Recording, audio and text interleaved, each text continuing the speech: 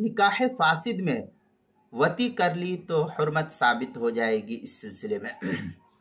چنانچہ محض نکاح فاسد سے تو حرمت مصاہرت ثابت نہیں ہوتی، محض نکاح فاسد سے حرمت مصاہرت ثابت نہیں ہوتی ہے، لیکن اگر نکاح فاسد کے بعد وطی پائی گئی، صحبت پائی گئی، تو حرمت مصاہرت کا اس سلسلے میں تحقق پایا جائے گا، لہذا حرمت مصاہرت ثابت ہو جائے گی۔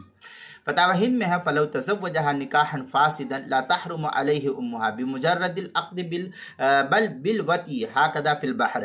یہ فتاوی ہندیہ کی عبارت ہے، پہلی جلد صفحہ 274، بحر الرائق جو زکریا بگٹو دیوبند کا ہندی نسخہ اس کی تیسری جلد صفحہ 165 پر ہے۔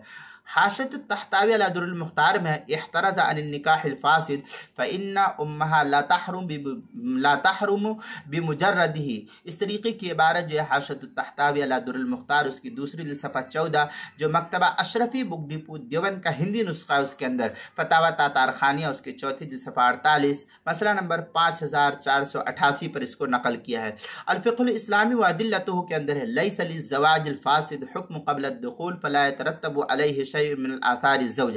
اس طریقے کی عبارت جو ہے الفقہ الاسلامی و ادلتہ کی 7ویں جلد صفحہ 117 جو انٹرنیشنل ہدا انٹرنیشنل دیوبند کے مکتب سے چھپا ہوا نسخہ اس کے اندر کتاب المسائل اس کی چوتھی جلد صفحہ 180 پر اس کو نقل کیا گیا ہے۔